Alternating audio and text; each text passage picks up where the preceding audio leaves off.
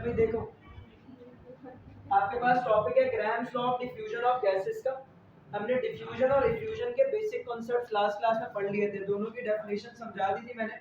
Diffusion को सादा अल्फाज में अगर बताया जाए तो कोई भी एक मैटर जो वहां पर मौजूद है वो क्या हो रहा हो, फैलना शुरू हो जाए, तो इस चीज को क्या कहते थे, डिफ्यूजन कहते थे। जिसको सिंपल अल्फाज में इस तरीके से समझाया जाता है, उसी फिनोमिना को ऑब्जर्व करते हुए कि एक सब्सटेंस है, उसके मॉलिक्यूल उस जगह पर रखे हुए वहां से फैलना शुरू हो। मजे से चश्मा सब लगा के पढ़ रहा है भाई। तो डिफ्यूजन के अंदर आपने क्या कहा था, movement of molecules from the area of higher concentration to the lower concentration, this is called diffusion. और उसी डिफ्यूजन के अंदर अगर हम क्या ऑब्जर्व करें कि हायर कंसंट्रेशन से मॉलिक्यूल कहाँ जा रहा है, लोअर कंसंट्रेशन की तरफ, लेकिन बीच में क्या मौजूद था, होल मौजूद था। तो अगर होल के थ्रू हायर कंसंट्रेशन से लोअर कंसंट्रेशन की तरफ सब्सटेंस मूव कर रहा है तो उसे हम क्या कह रहे थे, डिफ्यूजन कह रहे थे, इफ्यूजन कह रहे थे।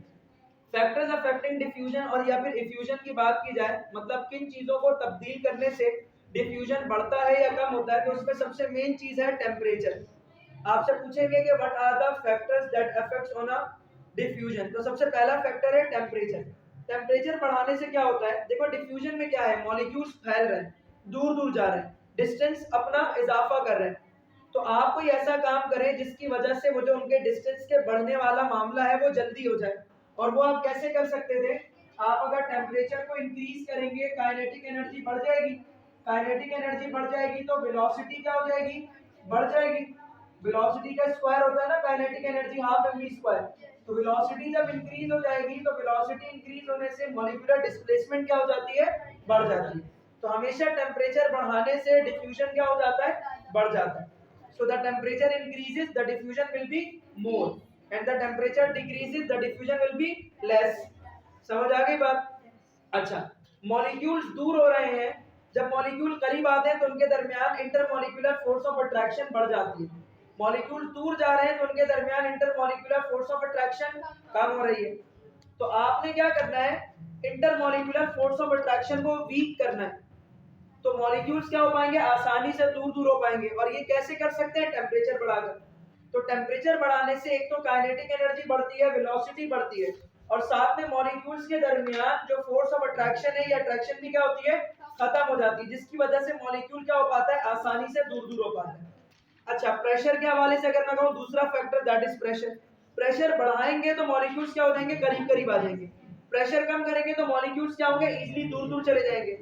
तो प्रेशर को क्या करना होगा, कम करना होगा। Decrease in pressure, molecules will spread easily.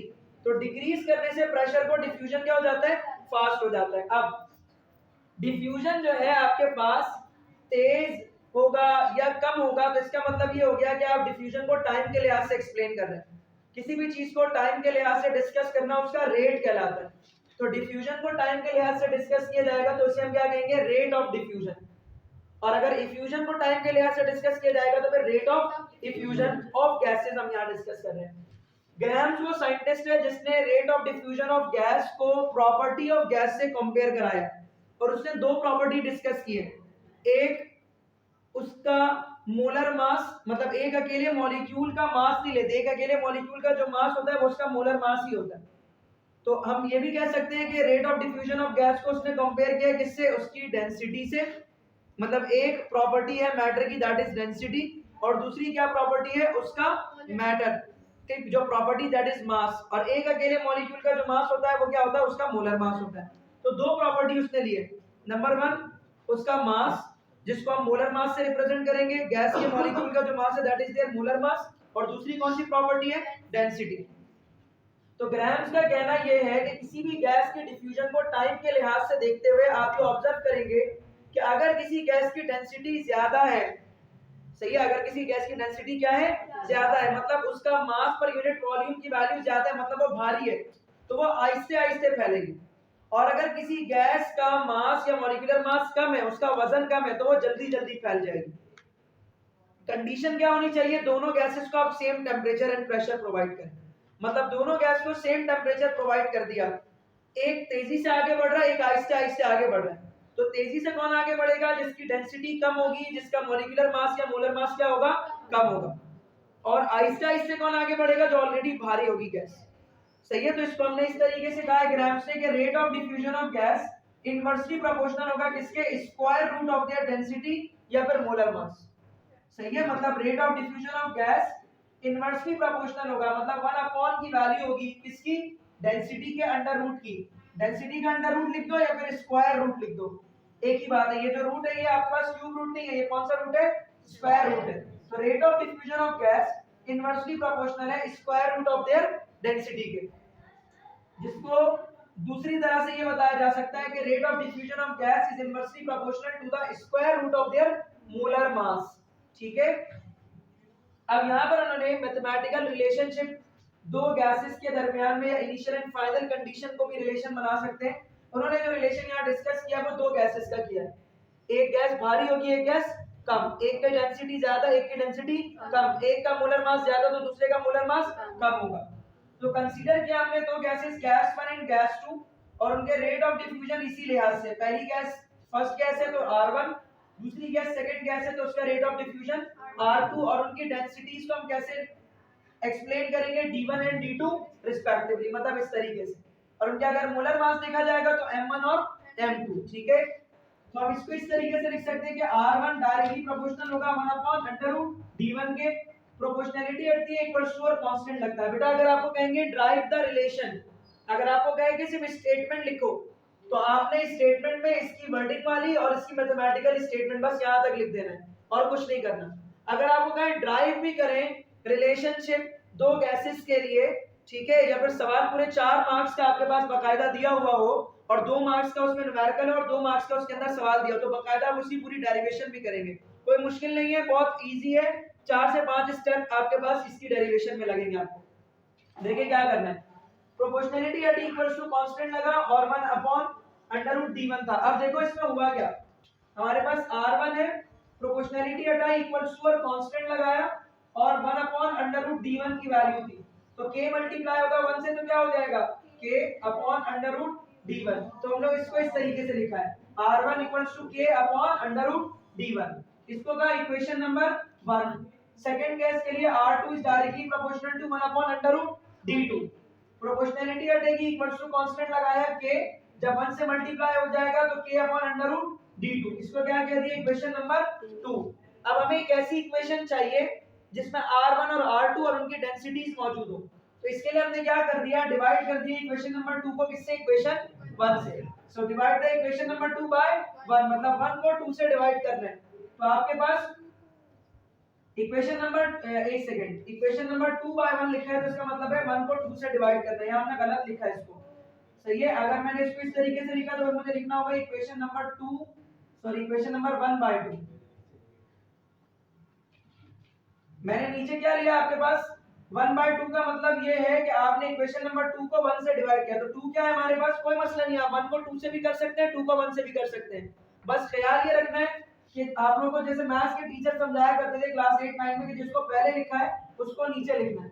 ठीक है, तो हमारे पास पहले किसको लिखा है, इक्वेशन नंबर 1 को, तो नीचे कौन आएगा, इक्वेशन नंबर 1। तो अब हमारी वर्डिंग से ठीक हो गई है, आगे एक्सप्लेनेशन के अकॉर्डिंग रिलेशन वही निकलेगा। अभी बताता हूँ, ये आगे आपकी बुक में जो है यहाँ पर जो हमने ड्राइव किया इसमें कोई डिफरेंस नहीं है, कोई मसले की बात नहीं है।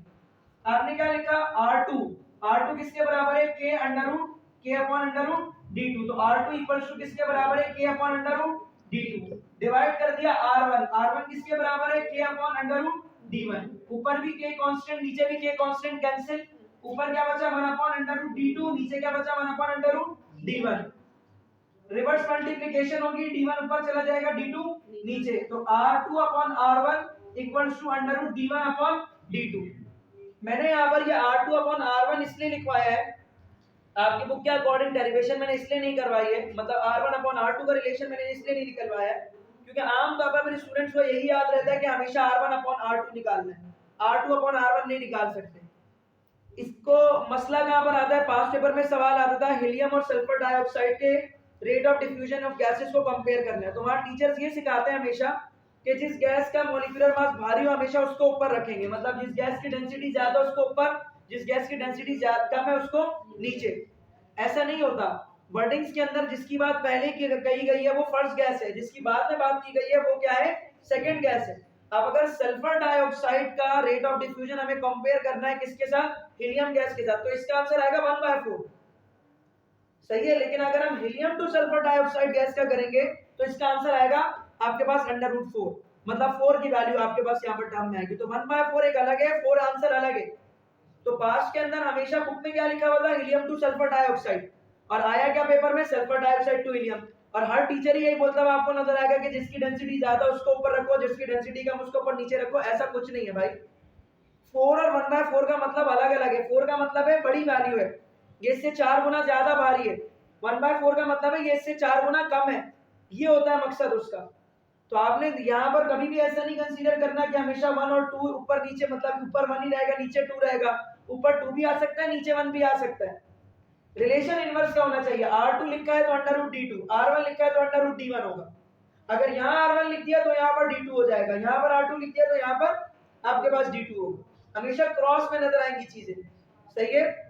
अब यहाँ पर आइए, डेंसिटी का फॉर्मूला क्या होता है, मास पर यूनिट वॉल्यूम। और अगर एक अकेले गैस के मॉलिक्यूल की बात की जाए तो एक अकेले गैस के मॉलिक्यूल का जो मास होता है वो उसका मोलर मास ही होता है। तो डेंसिटी का फॉर्मूला क्या बन जाएगा, मास की जगह क्या आ जाएगा, एक गैस के मॉलिक्यूल की डेंसिटी के लिए मास की जगह हम रखेंगे उसका मोलर मास और डिवाइड कर देंगे उसके वॉल्यूम से। बताना होगा साथ में कि m को क्या सपोज किया है, मोलर मास। तो इसलिए हम ये कह सकते हैं कि डेंसिटी का डायरेक्ट रिलेशन किससे, मोलर मास से। अब जहां डेंसिटी लिखी हुई है उधर हमने क्या प्लेस कर दिया, मोलर मास। तो R2/R1 वैसे ही रहा। तो इक्वेशन नंबर 3 को हम इस तरीके से लिख सकते हैं कि R2/R1 और डेंसिटी प्रोपोर्शनल होती है मोलर मास के, तो D1 की जगह M1 और D2 की जगह पर M2। किसी को अगर यहाँ पर मसला है तो वो डेरिवेशन भी कर सकता है। वो क्या करेगा, D1 की जगह पर यहाँ पर रख ले M1/V, D2 की जगह पर यहाँ पर रख ले M2/V, V से भी कैंसिल हो जाएगा, अगले स्टेप में यही आंसर आएगा √M1/M2। तो ये आपके पास दो रिलेशनशिप्स है किसके, rate of diffusion of gas के। यहाँ पर डिस्प्लेसमेंट का भी एक रिलेशनशिप निकाला जाता है जो कि आपके बोर्ड में फिलहाल अभी मौजूद नहीं है, सही है। यहाँ पर एक डिस्प्लेसमेंट का भी रिलेशनशिप निकाला जाता है, rate of diffusion of gases with respect to the molecular displacement covered by the molecule of gas. लेकिन वो आपके लेवल पर नहीं है, इसलिए मैं उसको ड्राइव नहीं करा रहा। वो एमकेट टीकेट के एस्पेक्ट में जब पढ़ते हैं तो फिर उस वक्त हम उसको पढ़ते हैं, ठीक है, सही है, बंद।